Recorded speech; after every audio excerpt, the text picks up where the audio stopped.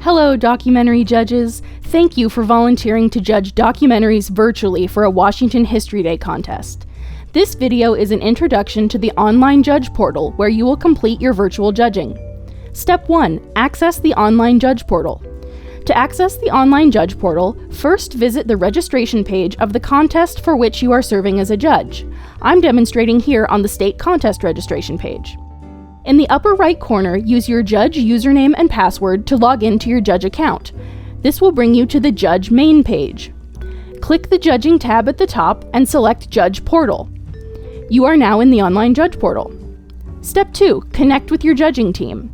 At the top of the page, you will see your name and the names and contact information for your judging teammates. If you are listed as Judge 1, you are the lead judge and will have a few extra tasks at the end of the judging process. Please reach out to your team right away to set up a plan for how and when you will complete your judge work within the time frame given to you by your contest coordinator.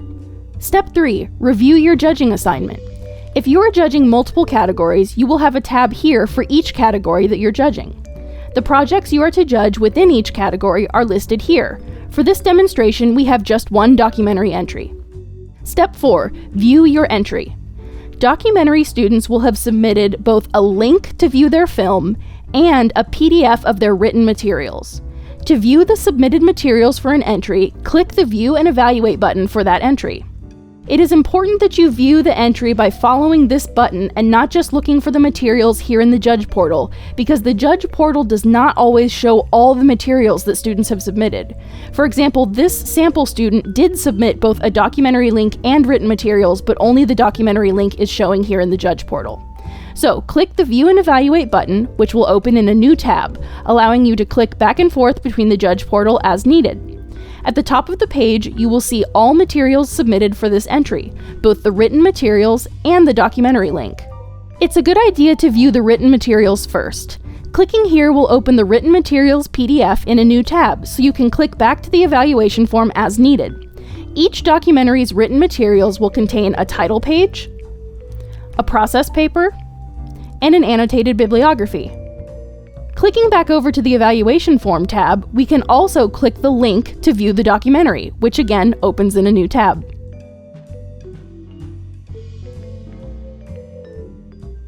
Step 5. Evaluate your entry. To access your online evaluation form for this entry, click back over to the Evaluation Form tab, or, if you're navigating here from the Judge portal, click the View and Evaluate button. Our evaluation forms are rubric-based and reflect improvement from right to left, with the most exemplary work described in the far left column.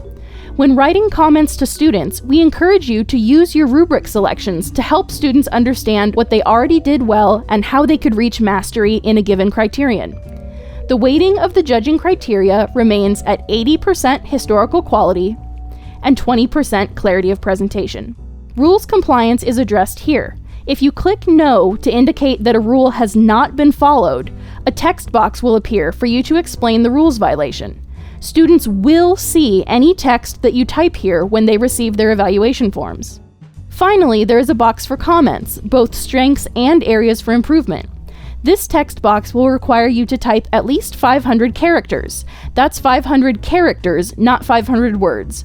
So for example, the phrase, "Thank you for completing a History Day project this year. It was a pleasure to learn from you," is about 100 characters.